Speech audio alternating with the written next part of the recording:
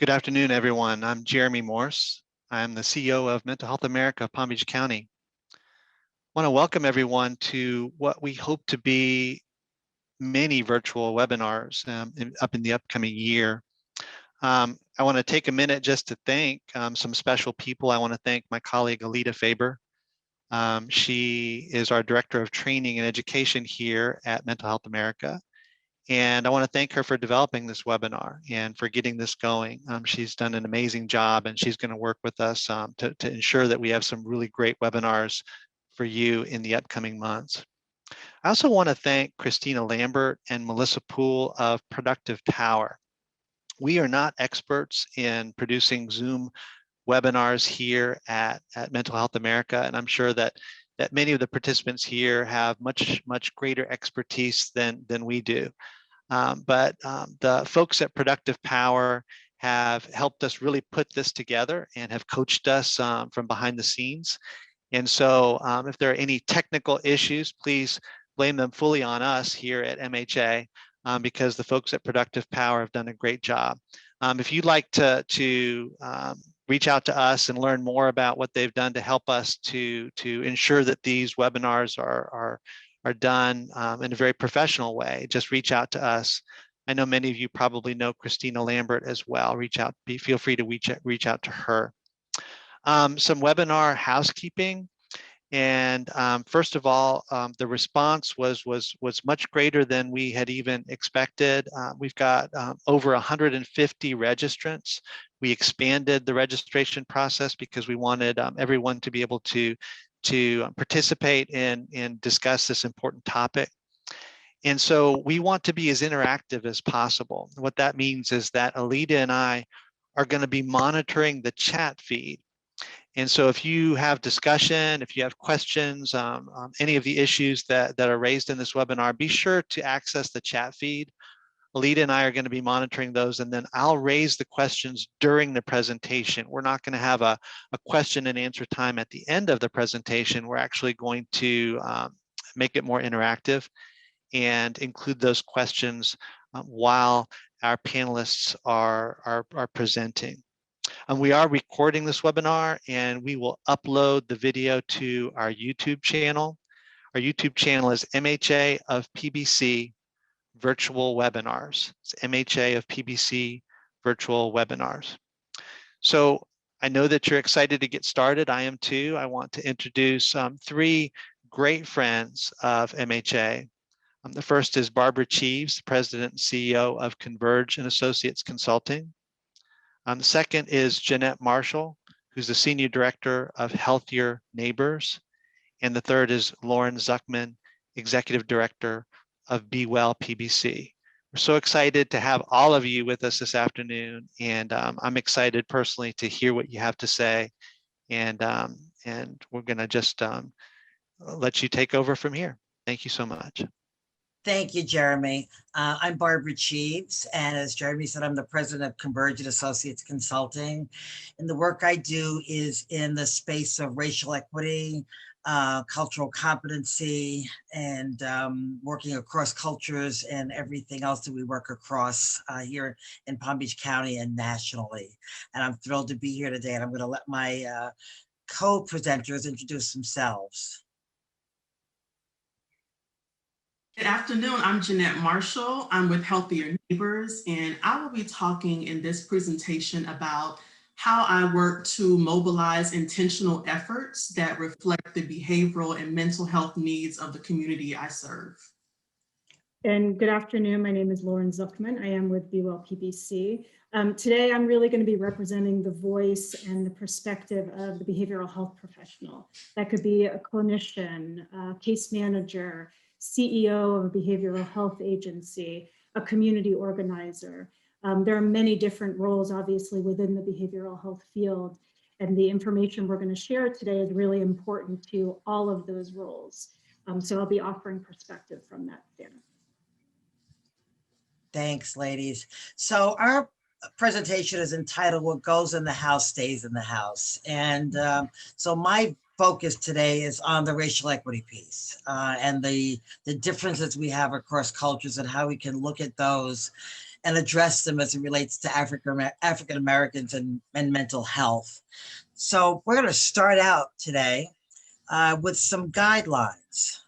We think it's important that whenever we have a discussion around race at all, I always use the same guidelines for these discussions. And Jeanette, if you'll show those to us. So the first guideline, we want to know who we are and who we're dealing with. So you all deal with folks of different races and backgrounds, and I'm assuming that you came on today because you do deal with African Americans in this space. So the first thing we have to do is to understand that we're all experts in our own experiences. And what do I mean by that? We've all lived a life. We carry our lives with us wherever we go. We come from different ages, different backgrounds. We've lived in different places in this country. And we have our experiences, and that's the lens we speak through. Very often we'll find ourselves saying, why do they respond that way? Why do people think like that? It's their experiences. So because of that, we want to learn to respect others' experiences and values and opinions because they're theirs. I always tell a story about this, and the story I tell goes back to 2002, I believe, and some of you were around at the time. And in 2002, a young man in Belgrade was found hanging at a tree one morning in Belgrade. And I was at the time running an organization called Toward a More Perfect Union. And we went out there to do some work.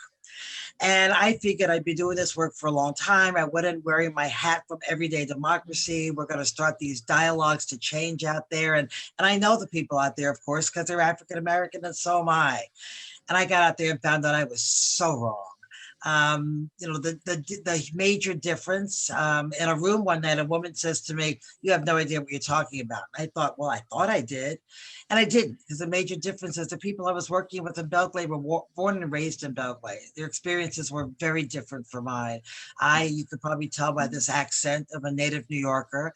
I grew up between New York and New Jersey, and never heard where I couldn't go, and never saw signs for separate drinking fountains. And people that are my age here did. So we have to respect that, because we come to this with our own experiences.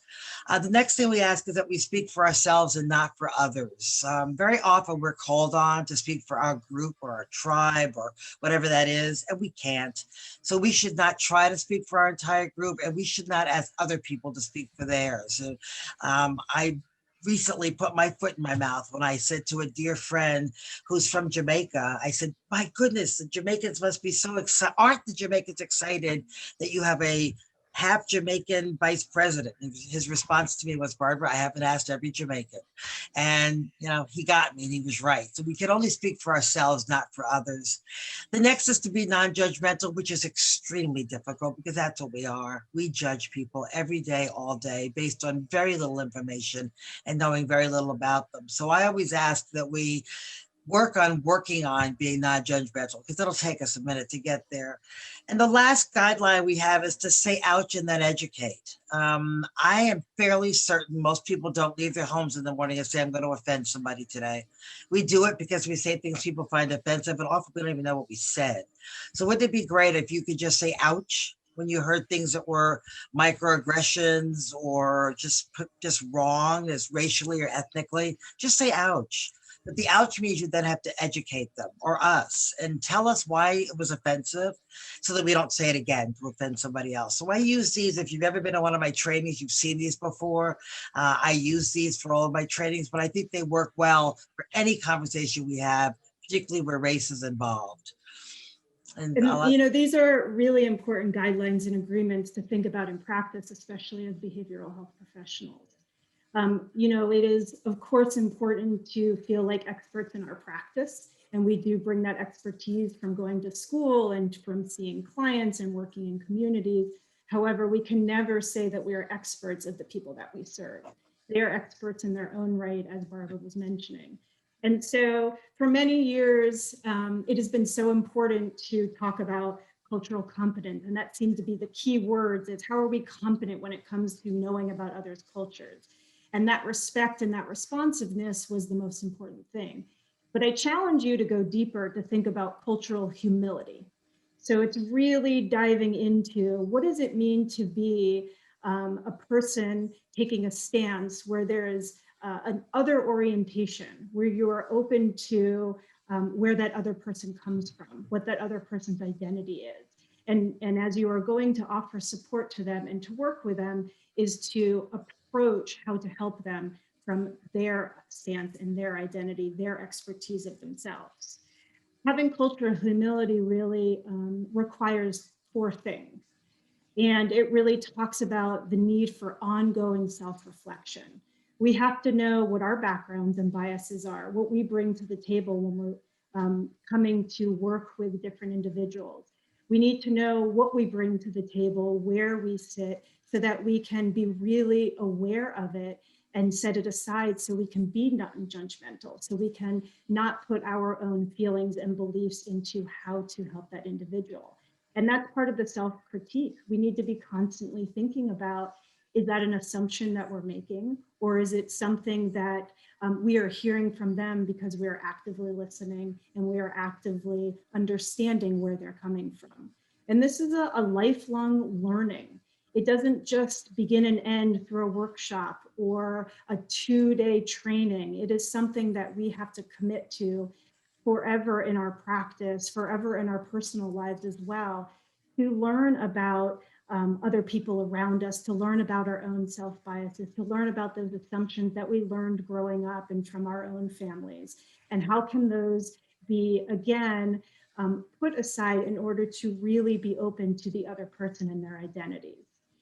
And with all of that, it's still not enough to sit aside and not to then take that next step to advocate, to when we see those institutional challenges that our Black community, the individuals we work with that they face, to sit back and not to approach what those challenges are in a way that we can do that, especially in a place where we can possibly make institutional change, where we can challenge how we hear our coworkers talking, how we see our agencies that are functioning. It is that next step that we have to take. It's our responsibility to take that step to really advocate for our clients. There's a great quote I heard recently that was, humility is not thinking less of yourself. Humility is thinking of yourself less. And that approach in working with the families, the individuals, the communities, as you serve in a behavioral health role is a really important lens to use to best serve the people that you're working with.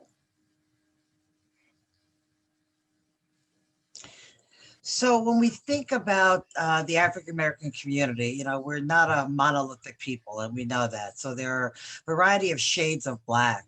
Here in this community, ethnic group and color, and obviously we're talking Black or African-American. When you think of shades of Black, we also have a large community here in South Florida of our Caribbean brothers and sisters that have had a very different upbringing than people from here on the mainland United States. So we have to really look at where people are from and not assume that you can paint everybody who's Black with the same broad brush. I have color on here, and we thought that was important to talk about because if you don't know, there is a huge degree of colorism and static in African-American communities, and actually not only African-Americans. I find it with Asian cultures, with some Latinx cultures. In India, great difference between people who are lighter complected and darker complected. In my own family, I can relate to having relatives that felt less than, particularly 60, 70 years ago, for being richly, beautifully dark individuals that nobody, and that people don't respect or believe as much as people of lighter skin. So that's something that we have to think about and acknowledge when you're working with folks and their mental health. You know, our national origin, again, where are we from, where did we grow up? And I say national origin, but it even comes a little closer. I said I was a New Yorker, very different upbringing from my Floridian friends. Gender obviously comes into place when we're talking about dealing with a community. Men and women are not just alike. And there are some cultures that the male takes the lead role. Some of you may be of that culture. where the decisions are made by the man and the family. And if particularly for those of you who are going in to work with families, very often if you're trying to approach the family to get them to think a certain way or to abide by some rules, or even just things that you have as suggestions for those families, very often you have to go to the male first of the family. That's not every culture, but that's some of them, and you know if you have that culture. When we get to religion, I always tell a story here about how we worship differently. And the story I always tell is about a dear friend of mine named Amy. Amy's Jewish, and Amy was invited, well, not invited, one of her Black coworkers lost her mother and or father, and she wanted to go pay her respects. And she called me and said, you know, as a Jewish woman, I've been to very few churches in my life. I've never been to a Black church. What can I expect? So some of you will understand this. I laughingly told her, asked if she was going to the wake of the funeral, and told her if she's going to the funeral, she might want to pack a lunch because we have some fairly long, lengthy funerals in the Black community. But she was going to the wake. I told her there was nothing to really expect. She could go in. The atmosphere might even be light and airy because it's the night before. People have just come to town that you haven't seen in years. But it'll be very easy. You can just hug your friend, stay for a while, and leave. And about an hour and a half, I got a phone call from Amy, extremely angry with me and crying hysterically. And her response was, I knew I was going to the wake. I didn't expect to meet the man. Jews are buried before sunset the next day, very often, and sometimes very often not embalmed. She'd never seen an open casket. She was devastated. And she was angry with me because why did I think to tell her? And why didn't I think to tell her? Because it's the normal for me. And then I fast forward to about a year ago, when another friend of mine lost his brother, and I wanted to pay my respects. He gave me an address in Boynton Beach, and I was searching for a church or a funeral parlor, and it turned out that it was in the house because he was Bahamian, and they very often still bring the bodies back to the house. So think of all those deep things that your people that you work with have going on in their lives that you may not be aware of. Mental and physical ability. I have a kid brother, and I say kid brother, he gets angry. He's 60, but he's still my kid brother. And he's been in a wheelchair for 25 years after diving into a swimming pool and misjudging the pool. So he has his own issues about being handicapped. He's he will tell you, very fortunate. He has upper mobility. He drives. He has a fabulous wife. He has a great sense of humor, but there's still a difference. So add to that physical ability and disability, and then add being of color or Black to that. What is that? How does that affect his life? Sexual orientation and gender identity, LGBTQ community, which is lesbian, gay, bisexual, transgender, and the Q is questioning or queer. I have a hard time with queer because when I grew up, it was a slur, but my friends at Compass Gay Lesbian Center tell me it's acceptable. I just can't use it, but that's the Q, queer or questioning. And then we also have IA, which is intersex and asexual. That's 10 to 11% of our population. So you have to realize we very often will tell jokes that are off color, and we've got much better about not telling some of those things around other people or in polite company. But I've heard some pretty not favorable slurs made disguised as humor for people of that community, and we're talking 11% of our population. And then family and marital status is something we have to look at, because it's particularly in the Black family, very often the family unit that lives in the home is not just the mother, the father, and the 1, 2, 3, or 5 kids. It's a cousin that's being raised from someplace else. It's someone that's coming from another country and getting grounded here in this community. It's 2 mothers and 2 fathers. So family and marital status make up a broad spectrum. So when we think about Black, look at this list. We are not, again, a monolith. There are many shades to who we are. And I'm going to go, Lauren, and actually Jeanette's going to take us from here. Yeah, so I thought Lauren was going to go into race, but I'll go into a little bit more about just working in the Healthier Together and Healthier Neighbors community, understanding that the community, as Barbara said, is not a monolith, right? So at the time that I was hired to be a part of Healthier Neighbors, and I was interviewed by the residents, which was just something completely brand new for me, a part of my position for the first 6 months, and Lauren will remember this because I called her and was like, they're gonna fire me. I've only been talking to people for 6 months. Like, this is not what you're supposed to do. And she's like, no, you have to get to know the people. You have to build trust. So although some of the focus groups that I was having was 2 blocks away from my home, the individuals that were 2 blocks away had a totally different perspective on their behavioral health needs than I did on my block or I did on my street, because the reality of living in Riviera Beach was that the majority of my neighbors were not leaving home every day to go to a full-time job with benefits, had not graduated, did not have a master's degree. So when we talk about going into communities and finding out what their behavioral health needs are, we also have to be very familiar with their lived experience, their cultural experience. It's not just about, oh, they're Black, we know what they need, because being a Black woman going into these spaces, I was still questioned about why I was there, what my purpose was, who sent me, what was the goal of what we were doing, and also being okay with letting residents lead with their feelings, not necessarily looking for an answer, but letting them tell their stories, being able to read between those stories about what they need, and understanding that those needs are going to be very diverse throughout the community. And you know what you were referring to, Jeanette, about race, and it is so crucial to thinking about working in the community that race does underscore whenever you're working with someone in a Black community. You can't ignore it. They may come in presenting with a mental health diagnosis, or they're coming looking for support through support groups around LGBTQ issues.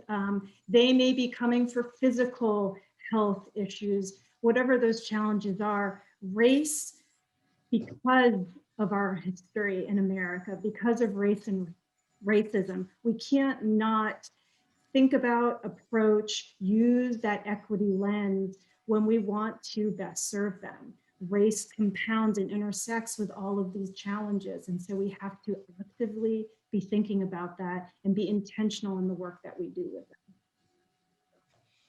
So just looking at the different dimensions of community, right? Even within Black community. And this picture serves as an example of a barrier that we had to break within our community. And that was, we had a lot of adults and leaders that wanted to be active, wanted a place to have conversation, to have dialogue about controversial issues, right? And in our communities, there's I don't want to say a competition, but kind of sort of with like after school centers or community centers. Most often those are where kids are after school and they go for after school programs. So it's not really conducive for adults to have an exorbitant amount of space in those buildings to have the conversations that they want to have. So because our community, as one of their behavioral health priorities, said they wanted to reconnect with the faith-based organizations. And in my mind, I was like, the church is not going to have these conversations inside the building because that is not common. So when you talk about race and Barbara talking about, you know, Black communities not being monolithic, right? You would just assume, oh, everybody's Black, they all want to get together and have the same conversation. Absolutely not. So what you see here is a picture of both residents and faith-based members, residents saying, we need a space, we want to learn about finances, we want to learn how to build generational wealth, we want to have conversations about savings. And I took that request from residents, which is my norm, and I went to the church and said, this is what people in your community are asking for.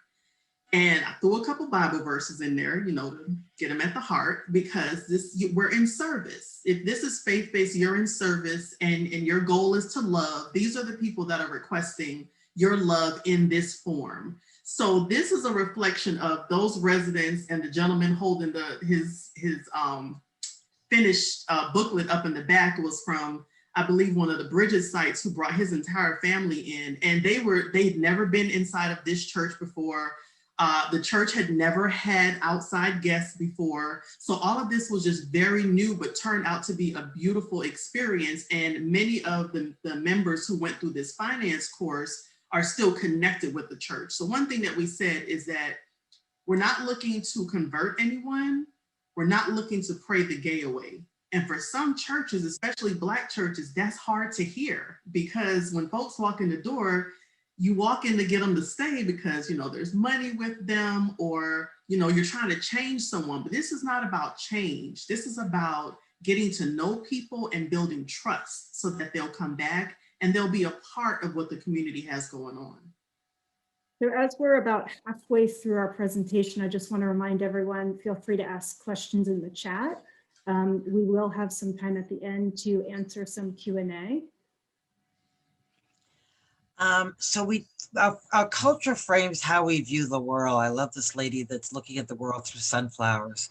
And one of the things I did mean to mention on the last slide about shades of Black is I talked about colorism, but just talk about how we're called. I've been in situations that someone could be completely turned off by being referred to as African American, as opposed to being referred to as Black. So when people go back and forth with that, I try to kind of settle it by saying I'm old, so my birth certificate says Negro. So yeah, that was my first expression. And at some point, as we were old enough, we were colored. It's choice, it's personal choice. So you can't assume that I may say Black, Jeanette may well say African American. Nothing's wrong. And if somebody calls you by the identifier you don't want to be called, don't get upset with them. Just tell them what you'd prefer. And the same thing happens in the Latin communities. We've had long discussions about Hispanic versus Latina, and now the addition of Latinx.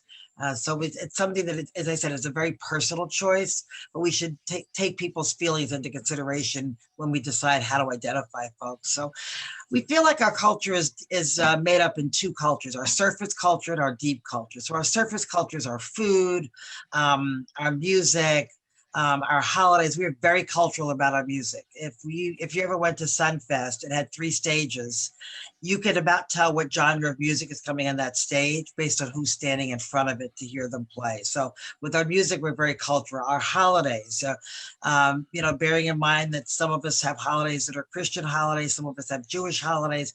I once scheduled something in August thinking there was no holiday, and it ended up to be the middle of Ramadan. So, in the community like this one, we have to be aware that we understand people's cultures, and it can be unsettling for people whose holidays are not represented in a large way to feel how are they going to celebrate their holiday as what's important to them when the majority is not celebrating that way.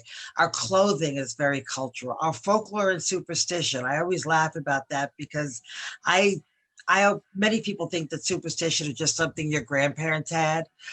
In my grandmother's house, you couldn't put a hat on the bed. Please don't ask me what would have happened if you put a hat on the bed. But 60 plus years later, I still can't put a hat on the bed. So for some people, that folklore is so much a part of their existence that you can't, you don't have to subscribe to it, but you can't deny it. You can't deny them their beliefs, because as we talk about mental health among Black in the Black or African American community, very often people are hiding those superstitions and hiding those things because they think people will look at them differently.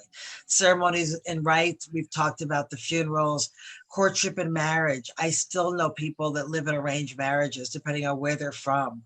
Our health and medicine. If of the 100+ people on this call, I asked you all for a way to cure an illness that came from your culture, I'd come up with about 100 different ones. I've heard them all, from chewing garlic to bring down blood pressure, to my dear friend Debbie, who came running to my house one day with beet juice because my blood pressure was elevated, and that was the answer. So we have our own health. So if you're working with somebody as a peer, or you're working with youth serving agencies and your clients are kids, remember that their health and medicine comes from many different ways. And Jeanette has a Jamaican heritage, so she'll understand that, Circe is boiled and used for everything. So I've heard that often. Yes. Our body language. How close can you get to people? There are some cultures that are very standoffish. I saw somebody's name on here today that I used to work with, and I'm a hugger. and she'll know that I'm talking about her. I'm a hugger, and I'd walk in and want to hug everybody, and her arms were straight out. She's tall, so I knew that she wasn't huggable. So that's all very different. We talked about religion and values, beliefs, and gender roles. So realize that we, again, not just what we see on the surface. These cultures not only vary among the Black community, but again, our Caribbean-born community, our Canadian-born community, and anybody else who compromises people of color, our Central and South American people who are Black, not white. So we're really looking at a broad spectrum there. Looks like Jeremy's got a question for us. Yeah, Barbara, one of the topics of conversation on the chat feed has to do with wanting to speak with people about some of these types of topics, but we're being worried about using the correct language. I know I experienced this when I came into the mental health space. It seems like the first year I was at MHA, everything that I said was wrong. And people would correct me, and sometimes it felt like it was, I had done something wrong.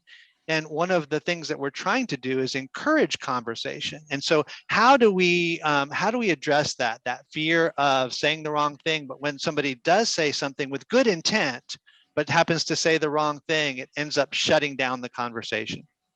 I was looking to see if I could put my hand on a book that I had before. It's You Can't Talk About This at Can't Talk About This at Work, with a question mark.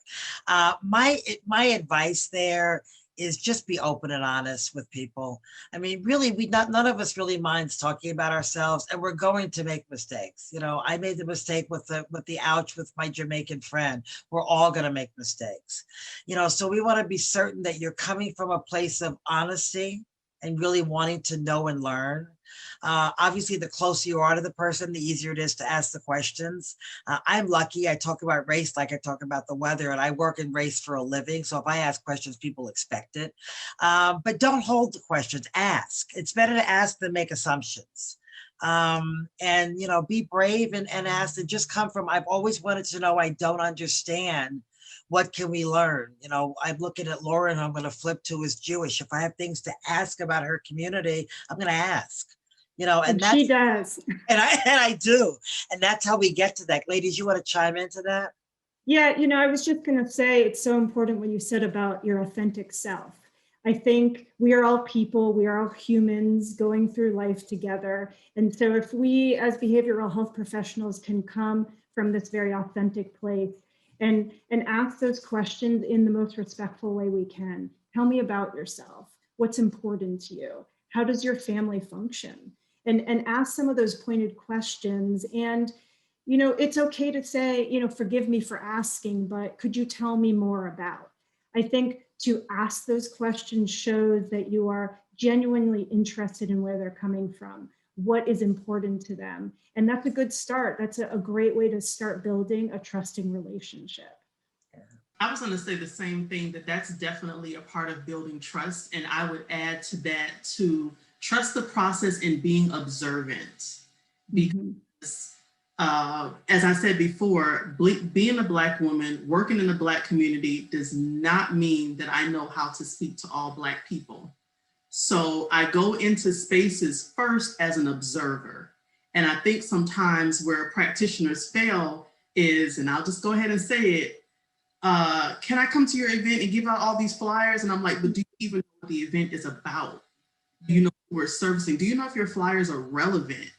And if they're not relevant, are you okay with just showing up and being observant and not getting any points, not being able to say we reached 300 people, but just going in to get a deeper understanding of the community? And I'll go into my next slide if you guys didn't have another point about kind of how some of you may be asking now, how do you mobilize something like this in a community? How do you reflect surface culture and deep culture in community? So we had an opportunity in the Healthier Neighbors community to collaborate with a lot of great entities, but the greatest of these entities were the community assets. And this event that we had was called a Community Day of Healing. And this day came about after 2 years of observing the community and seeing what those needs were. One of those primary needs that surfaced were the condition of our mothers who lost their children to gun violence. Unfortunately, in a specific corridor in West Palm Beach, that is very common. There's a lot of homicides in that area. And we worked very closely with Mothers Against Murderers. And for those of you who know Miss Angela, unfortunately, she has a database of over 400 families that have lost children to gun violence. And we wanted to do a community day of healing, but we wanted it to reflect the surface culture and the deep culture of the community. And how could we do this? So this photo that you see here is not a stock photo. This is Mr. Abasi. If you do not know Abasi, you definitely need to hear him. He is one of the greatest drummers, probably in Florida. I want to go ahead and say that. And this is something that he teaches community. So on this day of healing, where we invited community to come in and say, you know, we want to show you the different variety of ways to heal. Because a lot of times in our community, and for those of you, and I'll say this, raise your hand if back in the day, you know, now I'm not gonna let you tell on yourself now, you can say back in the day, if back in the day when someone said they were going to therapy, that you thought they were crazy, right? Because I know I'm not the only one, and I could raise my hand on that. So it was like, oh, they go to therapy? Like something must be wrong with them, like mentally unstable, not able to function as a human being wrong. Not just, I have a lot on my mind and I just need to get something off of me, you know? So now that I go to therapy, I recognize why people went to therapy, and now it's becoming more common. However, there are still some families where this is not common. So what are some other ways that we can show people how to heal from their trauma that may be a little bit more accepting? So at this event, we had sacred beading. If you never participated in that with Miss Cynthia, it is amazing. It is an amazing experience. We had more men at the table jewelry making than women. And I was more concerned about what activities did we have for men, and they were at the jewelry making table. There was drumming outside with Mr. Abasi. There was African dance by Aize. If you haven't met her, she's amazing. There was a prayer room. Prayer is very big in a lot of Black cultures. So we had a prayer room there at the Community Day of Healing. And we also had a room for therapy. We had therapists walking around with t-shirts who looked like community. And when I called agencies, and I think I saw Renee on the call, Renee Lehman, I called her organization and I was like, Renee, please don't take this offensively, but we're having an event and I need your best Black therapists. And they jumped right on it. But being able to ask specifically for the things that your community needs is very important, and not being afraid to do that. And then providers, don't be insulted if someone calls and said, we need a Spanish speaking therapist. We need a Black therapist. We need a white therapist. We need a female white therapist. Sometimes the specificity is important to the culture of the community, and that's why we're requesting it. And then, you know, we also had a libation ceremony and introduced that to many, and a community mural. So there was a lot of things, journal writing. We had Bluetooth headsets for people if you want to listen to music, or there was just a corner with food. If you just want to get food and sit in the corner and talk, you could do that too, because that is also therapy. And Jeanette, you know, that's a perfect example of that idea that there is no one path to health. We have to be open as a community if we truly want to help every single person in our community, that we have to be open to exploring all these different paths for people to get the help that they need to live up to their optimal, you know, health potential. And so that's not to downplay the role of a clinician. There are times when a clinician is very much needed and could be the perfect fit for a family.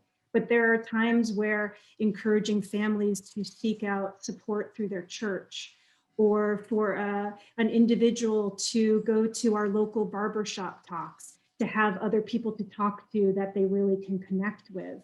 To have these different approaches to a person's health is so important. And again, talking about the monochromatic idea of health. If we were to only focus on clinical care and not these other ways to offer support, we would not be truly, you know, helping our community the way we need to be helped.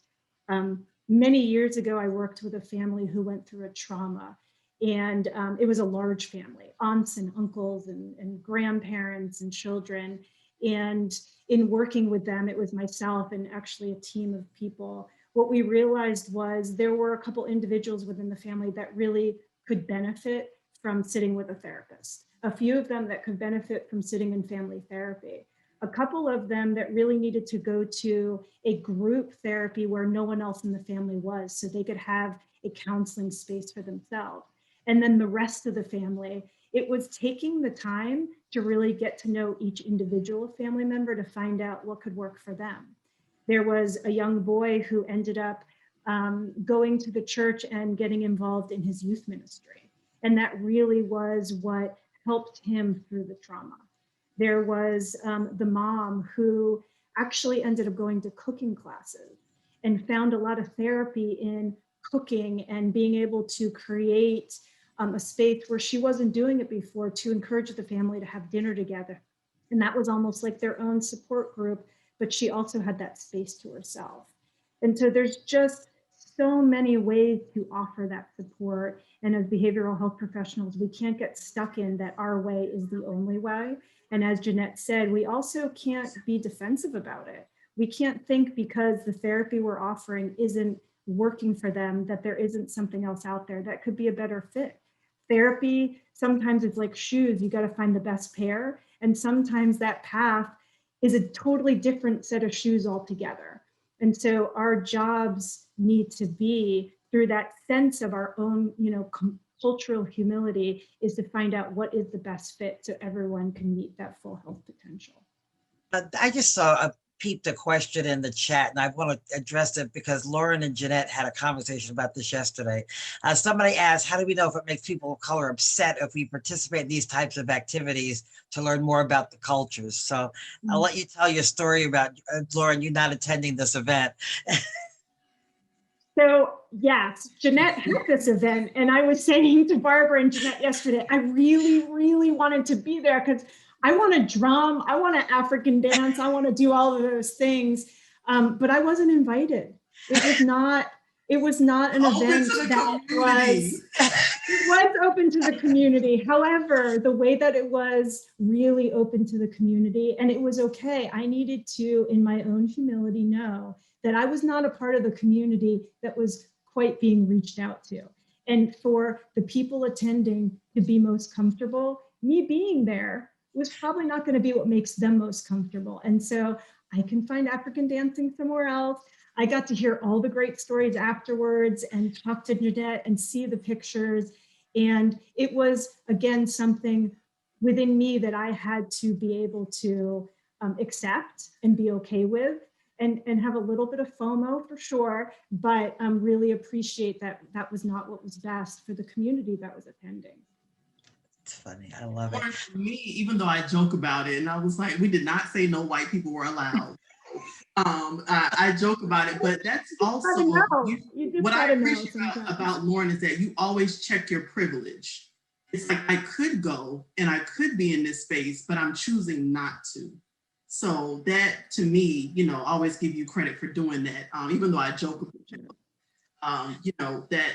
that is something that a lot of people don't do. And then what happens is sometimes you show up in spaces and you think that you're there being supportive. So you get up and you're doing African dance and beating, and then folks are like, well, who is that? But that's only because the trust hasn't been built.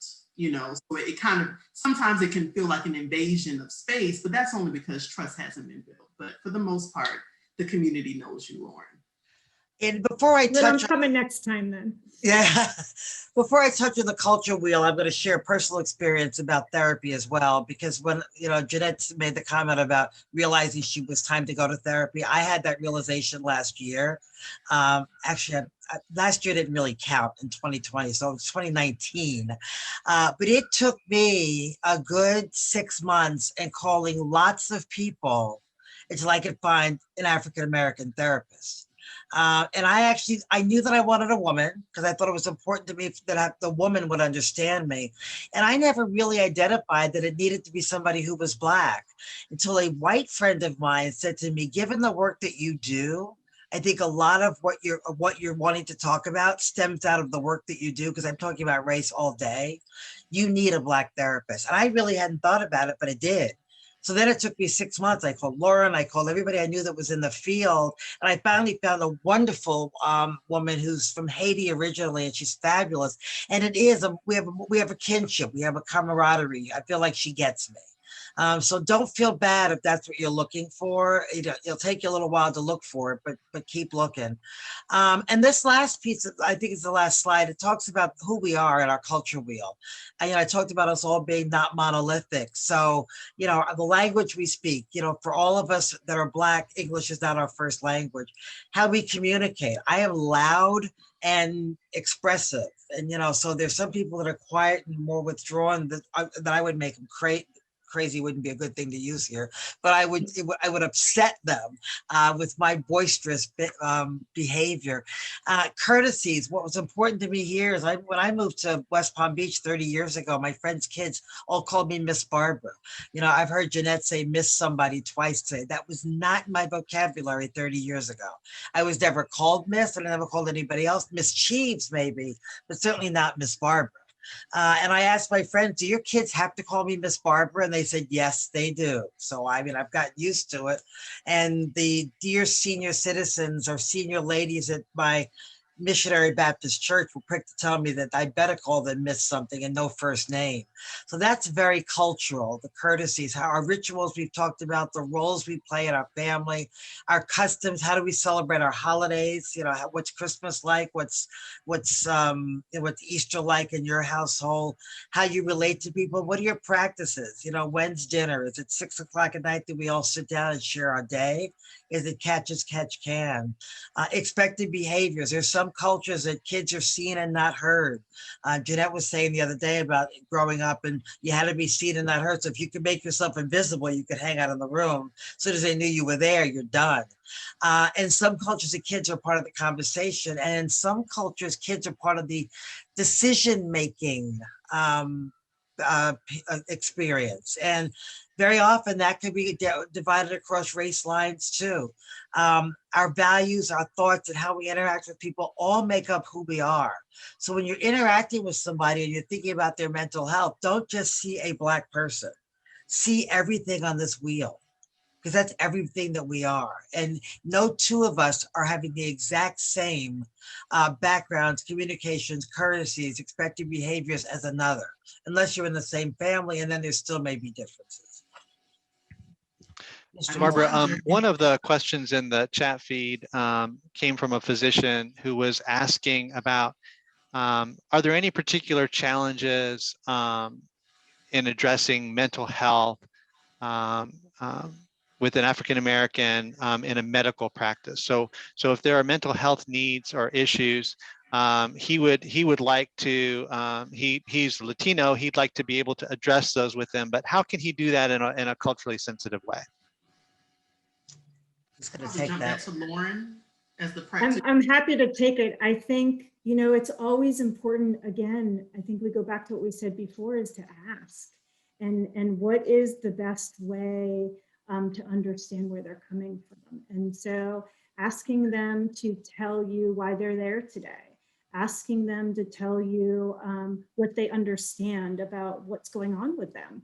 I'm assuming a physician, maybe they're coming to you for physical health issues and you're recognizing there are mental health issues. Talking about the symptoms in a way that is not feeling threatening, but you can talk about mental health in a way that isn't using words like possibly depression, anxiety. You can talk about stress, you can talk about tension. And as you get them to open up and really get their perspective of what they're seeing, how they're experiencing it, asking them what that means from them culturally through their values, what their families, is it something they've seen in other family members? It can open that conversation without using the lingo that we sometimes so easily use as professionals. I think that lingo alienates people. It can alienate other professionals as well. And so I think it's really about putting your practitioner role aside and talking human to human, person to person. How would you want to be addressed, and how would you want to have a a conversation that's comfortable. That's a great point, Lauren. I did a presentation at a YMCA one time, and we had free sandwiches, and we had a room full of people. And as soon as I said the word depression, about half of them walked out. And so the language that we use sometimes can be very clinical, and that's very scary language to a lot of folks. So finding another type of language that speaks to what they're experiencing without using those clinical terms, I'm sure would be really helpful. I have a question, and that is, the title of our webinar today is What Happens in the House Stays in the House. And I think I might know what that means, but I wonder if there's a backstory to that, or if there's more that you can share about that topic. That's so funny, Jeremy. So although, Black people are not all the same, I just want to do one last hand raise. And please raise your hand if you were ever told what happens in the house stays in the house. And you have the hand raise feature. I'm just going to raise mine because I'm sharing the screen. Everybody, we got a lot that's raised. What happens in the house stays in the house is a common phrase. And it's funny now as an adult, but as a child, it's not funny. What happens in the house really stays in the house, or there will be consequences and repercussions.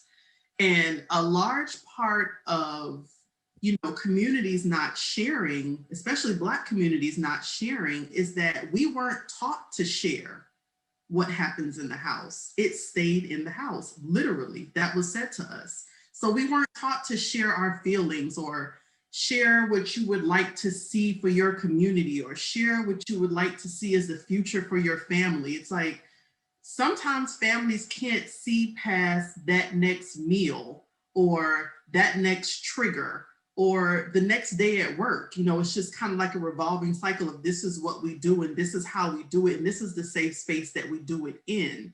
And nobody comes in to manipulate that space, but that then manifests itself into adults who are now asked to come to the table, and we all do this, myself included, come to the table and tell me what you would like to see as the future for your community. Excuse me? No one has ever asked me my opinion for anything besides what do I want to see in my community? That's a large question. And oftentimes we expect people to answer that on the spot when they've never really been a part of the decision-making process. And I'll use my mom as an example because I know she's not on this Zoom because she wouldn't know how to get on. I said that. But she's a large part of why things stayed in the house. That was just the way that she had it. It was, you talk to me and me only. If someone touches on you, you don't tell the school, you tell me. So a lot of times when we're saying, well, why didn't they report? Or why didn't they say this? It's like, that's not the way we were raised. We were raised to come back home and you tell grandma, you tell big ma, whatever you call your person in your safe space, that's who you relayed that information to. So now as individuals who work with community, we have to understand that, and we have to take time. Again, that's why that building of trust is so important, because a lot of things that aren't shared. So we really have to give residents, community members, the space to get to know us, to get to know that they can trust us, to see us consistently, not just, I have a survey for you and I need for you to tell me everything that's wrong in your life. And then I'm going to take this survey back and you never see me again. But then I'm going to come back in 2 years and say, take this survey because we're going to change the community and tell me everything that's wrong with you and your community. And then we never see them again. And they're like, well, why would they tell us what's wrong? Because we never come back. We're not consistent, and we really don't have their best interest at heart.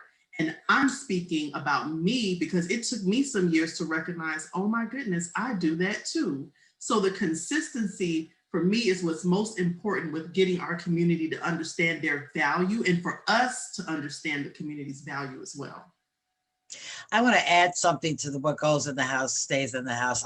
This is a personal story, very personal, but it happened to be this morning. I was on a call with my 88-year-old aunt who lives in Vegas, and I was trying to explain Zoom to her, which it wasn't going well. And so I told her I had a televisit with my doctor this morning, and she couldn't possibly understand how I could. And I'm not the mistake of saying, but I just said, well, I see my therapist on Zoom and it's fine. And my aunt said, what do you need a therapist for? Why are you at a therapist? And I chuckled because I knew we were doing this afternoon. And I guess in the last year and a half, I've never mentioned to her, and probably very intentionally, never mentioned to her that I was seeing a therapist. And so now she's going to spend the rest of the week trying to figure out if her only niece is crazy or not, because it's not settling with her. I could tell when I hung up, she was not settled with the fact. So that's, again, what's said in the house stays in the house. And one of my favorite lines is Jeanette said, praying something out of people too. So the church believes they can pray mental issues out too in many cases. And I saw somebody with a button said, I've got a therapist in Jesus too. So it's really okay to have both. And we need to know that, but we need to give people the permission who come from African-American communities to be able to be willing to see a therapist very often. And with your aunt, what happens in the house stays in the house, and the fact that she's from Las Vegas, what happens in Vegas stays in Vegas too. So she's got the double there. Years ago, I read James Cone's book, Martin and Malcolm in America, where he talked about the experience of being a Southern Black man in Dr. Martin Luther King Jr., and the experience of being a Northern Black man in Malcolm X, and how that shaped their worldviews and their philosophies, and how they came together later in life. You started the webinar talking about your own experience as being someone from New York coming in down south, and really kind of having a culture shock. Can you share a little bit about what is uniquely Southern about us here in Florida, and what kind of experiences did you have? It's an interesting question. Let's start with sweet tea. I still don't understand sweet tea. It baffles me. The first time I went to a restaurant, I asked for an iced tea and I sipped it. I said, it's sweet. And the waitress looked at me like, yeah, of course it is. There are differences and there aren't. South Florida is an interesting place to talk about this because we're not really the South. I contend we're very often the sixth borough of New York, or somebody just popped off a piece of the country and put it on the bottom, and that's why we're a peninsula at the bottom. If you get into North Florida, that's really more like the South to me. For me, it was, and I'll just say it, the more obvious racism. And not to say that I didn't have racism where I grew up in New York and New Jersey. It was clearly there. But I didn't see Confederate flags. People weren't as likely to say what they wouldn't do or who they wouldn't be around. So I actually always tell people I prefer the openness of Southern racism where it exists, because I know where people stand, as opposed to people hiding it in the North. So the separation was a very big deal for me. And I know at the hour, so I don't want to spend a lot of time on it, but even the fact that I will go any place for a good meal. And when I moved here and talked about going to Palm Beach for dinner, I had people in my community say, we don't go to Palm Beach, because we weren't always accepted there. So the real delineated differences of where people could go and what they could do, which did not exist for me. I have a friend, and last story I'll tell, I have a friend who hates to be called girl. And the older I get, I love it because I like girl better than ma'am. How you girls doing this evening? And it offended a friend of mine at the Cheesecake Factory one night. And the story she told me was that she grew up in West Palm Beach and she grew up with means. Her family was in the funeral business. And she went to Burdines on Clematis Street when it existed. And we were allowed to buy clothes but not try them on. And I didn't know that. And that she's talking in the 60s, not like in the 20s. And so she went to New York and came back. She'd forgotten, and she was going toward a fitting room, and the sales lady said, girl, where do you think you're going? So every time she hears girl, for those of you who are old enough to remember Abbott and Costello, Slowly I Turn, Step by Step from Niagara Falls, it takes her back there and she can't handle it. So those were blatant, obvious things, were a lot more, it took a lot for me to get used to. Being here in Florida as opposed to being in the North. And I'm going to call that my final note because I know we're at an hour, and I'll end on that one, and the ladies can end wherever they are.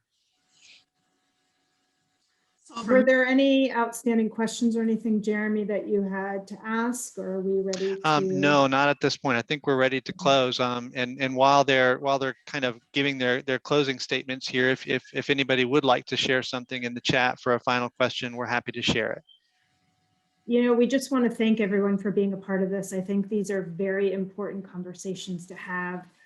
As we have said, and I see it happening in the chat, is we can't shy away from these conversations. We have to have uncomfortable conversations to be able to be in this together, to really, you know, from my vantage point of being a behavioral health professional, to truly, if I'm in this profession to help, to really know how to help others, which will also ultimately help myself too. That lifelong learning for me is so important, not just for my community around me, but for my own growth.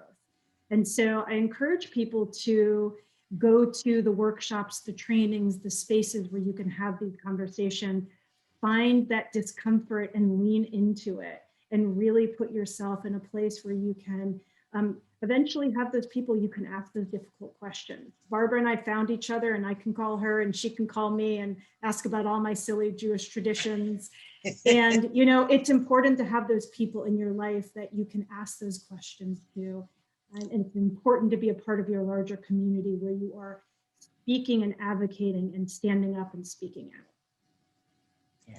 As it relates to mobilizing efforts in community, I would just go back to, again, just trusting the process in building trust with community, and trusting the process in being observant and looking at how does the community heal. You know, an example in the event that I showed for the Community Day of Healing, I knew that Abasi would be a good asset because observing the community, I saw how many residents came out to his drumming sessions, how lively they were, and how many people showed up to it. And I was like, he's an asset. He's a healer. He needs to be part of the Community Day of Healing. So it wasn't me saying, oh, the best practice says that we should do da da da da da. Observe the community, see what's working there, and see how you can build on the assets that are in community in non-traditional ways, because that's normally how people gravitate towards stuff. They want to see something different, but they also want to ensure that it's relatable. And I just will encourage everybody that's working with people in the Black community or African American community, just to get to know more about who we are.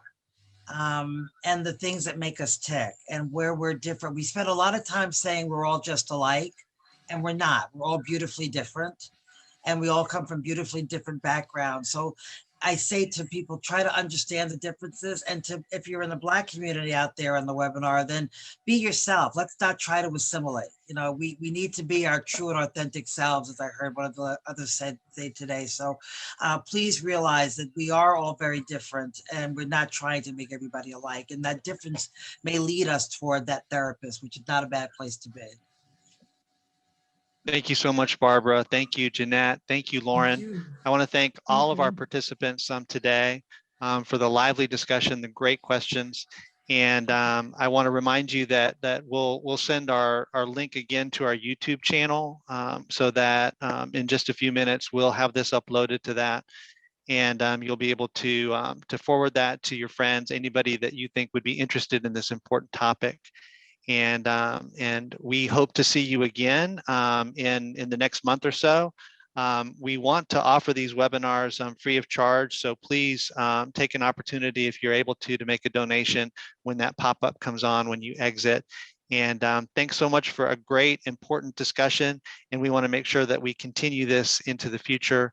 And thanks for the great transforming work that all of you are doing. And take care. Goodbye.